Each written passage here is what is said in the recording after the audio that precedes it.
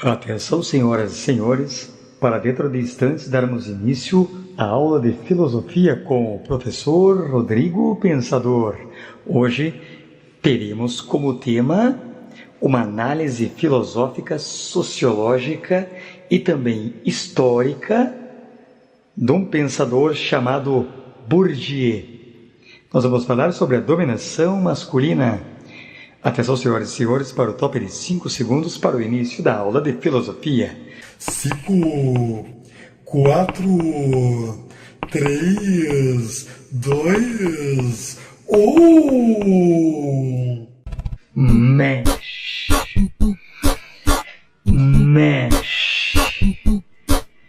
Mexe, cadeira, na ponta do dedo, na palma da mão. Mexe, cadeira, na ponta do dedo, na palma da mão.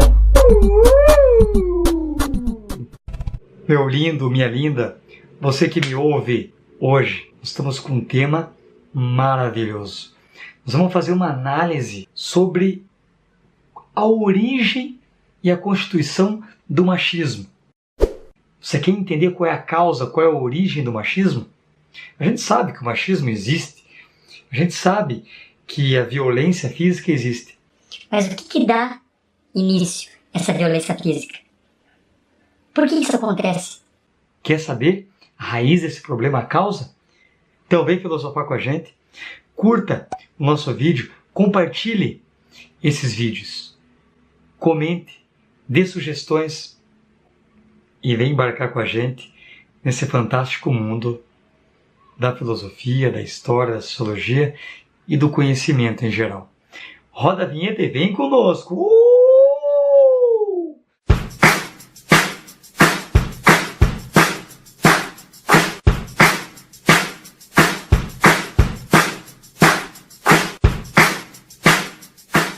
Fala, meu lindo, fala, minha linda. Vamos aqui fazer uma análise filosófica, sociológica e histórica com um autor que talvez você não conheça. Um filósofo francês, sociólogo também entendido, mas a formação dele também em antropologia, sociologia e filosofia. Nós vamos falar sobre Bourdieu.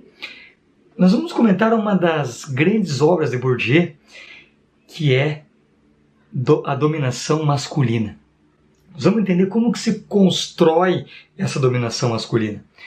A gente não pode esquecer que a forma com qual o homem se relaciona com a mulher é criada, é histórica. Esses valores são criados. Então, não perca o foco. Você vestibulando, você vestibulanda, você vai fazer o Enem.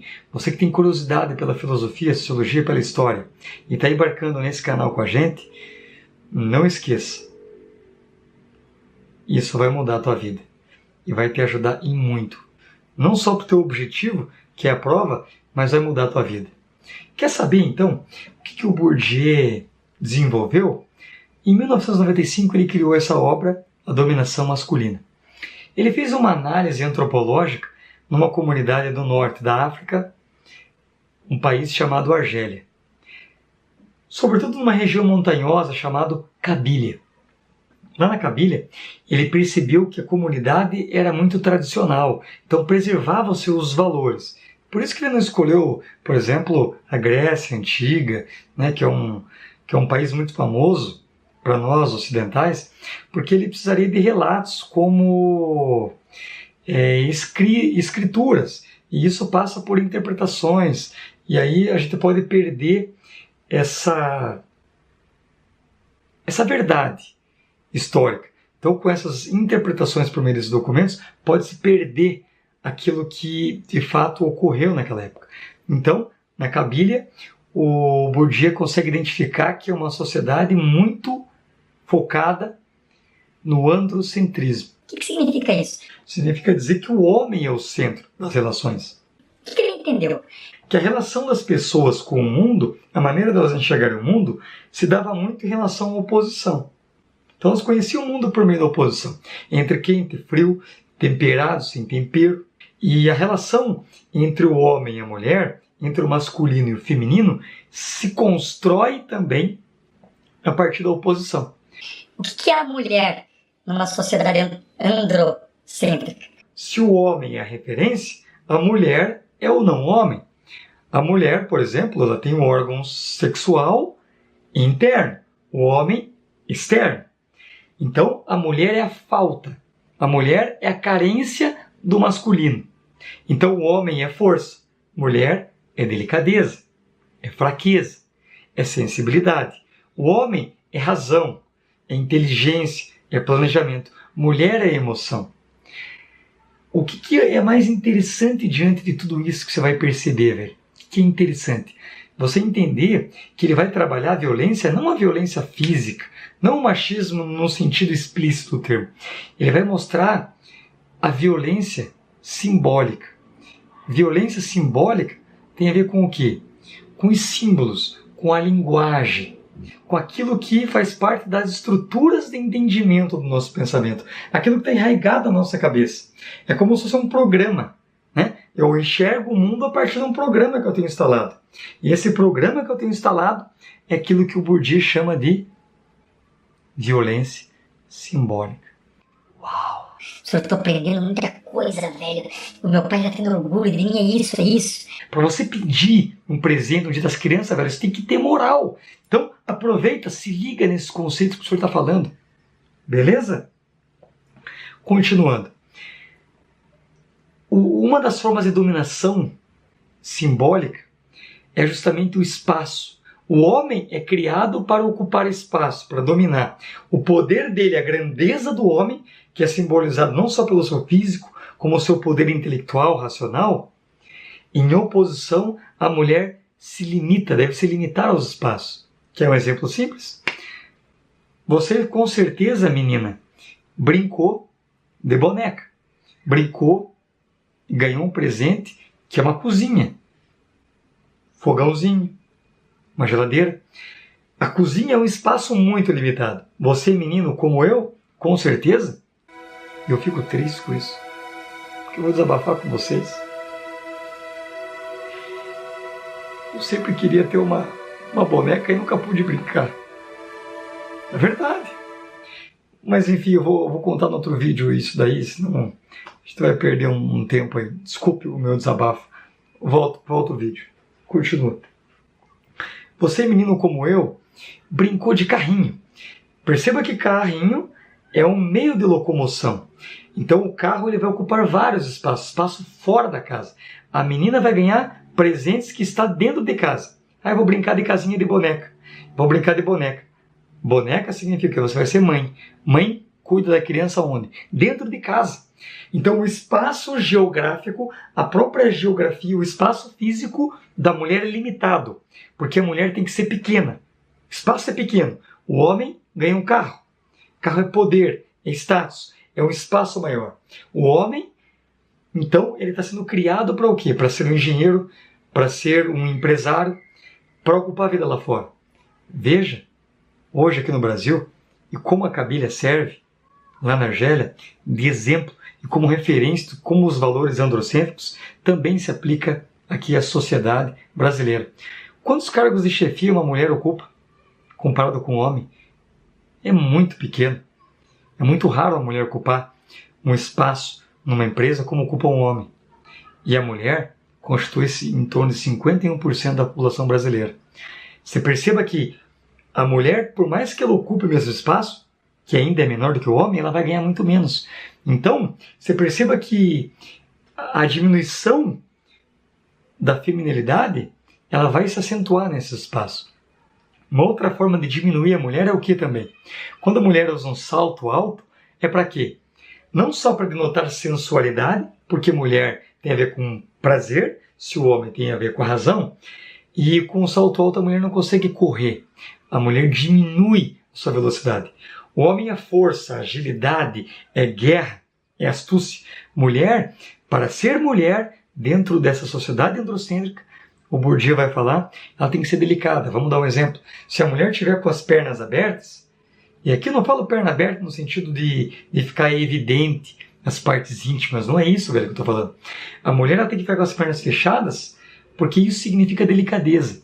E delicadeza é medido na mulher quanto menos espaço ela ocupa. Então, quando ela cruza a perna, ela diminui o espaço. Ela se sente pequena. E isso também é exteriorizado pela linguagem. Ai, que mocinha, lindinha, bonitinha, fofinha. Agora, homem, gostosão, queridão. Deu para entender? Tudo que tem a ver com o homem engrandece. Tudo que tem a ver com a mulher diminui. É isso que eu quero dizer. Um outro detalhe muito importante para você entender, o Bourdieu não vai citar na obra dele, mas que faz parte dos símbolos, dos sinais, é o significado das cores. Por que o menino ele é educado a gostar de rosa? O quarto do menino geralmente é pintado de azul e da menina de rosa.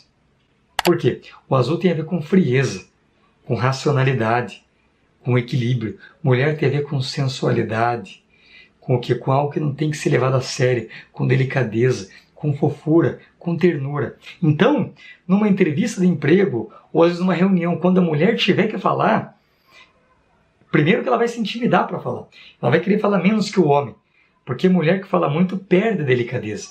Então isso são formas de opressão, são formas de violência simbólica. Quando eu falo, você não está sendo feminina, você fala muito, você anda demais, é muito agitada, tem que ser mais calma, mais delicada. Isso é uma maneira do homem oprimir a mulher, fazendo com que ela ocupe menos espaço. Então, toda e qualquer revolução feminina tem que fazer com que ela ocupe mais espaço, seja na política, seja em outras instâncias. Por isso que as cotas parlamentares faz com que a mulher tenha a mesma condição de igualdade. Quantas presidentes nós tivemos no país? Quantas governadoras nós tivemos no Paraná? Os Estados Unidos nunca teve uma mulher presidente. E quando nós tivemos uma mulher presidente, qual é a forma que ela foi tratada? Se ela ocupa um cargo público, seja um homem ou uma mulher, ela tem que ser julgada pela sua incompetência ou pela sua competência. Uma coisa é eu questionar alguém pela competência técnica. Outra coisa é julgá-la pela condição de ser mulher. Eu não vi nenhum momento da história um outro presidente ser questionado tanto como foi a presidenta Dilma. Então isso independe de opiniões e posições políticas.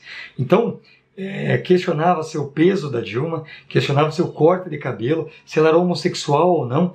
Então, para que eu consiga desconstruir a não feminilidade dela, ou seja, para que eu consiga destruir a imagem dela, eu ataco a feminilidade. Eu digo que ela não é feminina. E aí vem uma capa de revista que marcou, vai marcar a época, que depois que o Michel Temer assumiu, qual era a capa da revista? Dizendo da Michele Temer: bela, recatada e do lar. Então, perfeita. Uma mulher esteticamente aceitável, então ela gera prazer. O rosa tem a ver com essa cor de sensualidade, do quartinho da criança. Mulher tem que ser recatada, porque ela ocupa menos espaço, delicada, feminina e do lar. Ou seja, o lar é um espaço restrito. Delicada, menos espaço, menos movimento com o corpo. E bela, ou seja, um objeto de prazer para o homem.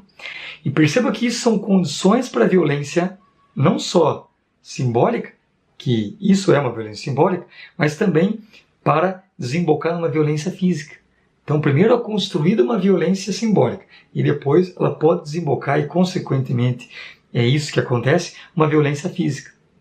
Só para complementar, tudo que o homem faz nessa sociedade androcêntrica, ele é enaltecido. E o que a mulher faz é normal. Por exemplo, é normal a mulher lavar louça. Tanto é que a gente fala cozinheira para a mulher. Quando é profissão de homem, é o chefe, é o patrão, é o empresário. Dificilmente alguém vai falar, empresário. Todas as profissões femininas têm a ver com profissões que desprezam. Então, quando você fala em faxineira, você não vai falar o faxineiro, você vai falar faxineira, você vai falar secretária. Quando eu falo empresário, o investidor, que tem a ver com carreiras de sucesso, de status, de poder, você vai utilizar o quê? O gênero masculino para definir. Vamos dar um exemplo. Como é muito comum o homem cozinhar, quando o homem cozinha, ele não é cozinheiro. Ele é chefe de cozinha. Ele é um master chef. Uau! Nossa, professora, tem que comer. Comida do chefe. E isso que tem muito mais cozinheiras, ou chefes de cozinha, do que homens, cozinheiros ou chefe de cozinha. Quando uma mulher costura, ela é costureira. Quando é um homem, ele é o quê? Ele é estilista. Além desse exemplo, no mercado de trabalho, outra coisa também que é importante relatar é que essa estrutura de pensamento, que é aquilo que o Bourdieu chama de violência simbólica, essa estrutura de opressão, que gera opressão, não só aquilo que o homem reproduz, mas a própria mulher reproduz. Quando ela conhece a estrutura de poder, seja quando ela é criança, ela assimila os brinquedos, aquilo que pertence ao gênero feminino, outro gênero masculino, ela não só conhece, como ela reconhece. Ela aceita, ela reproduz isso. Eu vou dar um exemplo para vocês entenderem muito bem isso. E isso é fruto de uma resposta que o Bourdieu teve para a seguinte questão: por que não há tanta revolução feminina no mundo? É justamente porque a própria mulher ela reproduz essa violência simbólica que se dá no campo da linguagem, que faz parte da nossa estrutura de entendimento. Por exemplo, a mulher, na hora de escolher um parceiro, ela vai escolher qual? Aquele que seja mais alto, geralmente aquele que está muito mais bem sucedido, né? Então, por mais que a mulher domine o homem em casa... Eu adoro ser mandada por mulher. A mulher fala por último lá em casa. Eu sei, bobinho, que você está querendo me enganar. Mas por mais que a tua mulher mande em você, ou melhor dizendo, sei que você ainda não é casado, né? Mas futuramente você sabe que se ela vier mandar em você, se a mina vier mandar em você, não tenha dúvida que para ela não sentir o que você passe por esse vexame, por essa humilhação, ela vai querer demonstrar que quem manda é o homem na relação. Deu para entender isso? Então isso é também uma manifestação dessa violência simbólica. Espero que vocês tenham entendido e gostado dos nossos vídeos até então e sobretudo esse último vídeo que fala sobre a violência simbólica. Tem alguma dúvida? Deixe anotado nos comentários. Curta o nosso vídeo, compartilhe as nossas ideias, assine o nosso canal. Eu sou o professor Rodrigo Pensador e esse é o canal Xê, História e Educação. Um forte abraço do professor Rodrigo Pensador. Te vejo no próximo episódio. Um abraço. Até mais.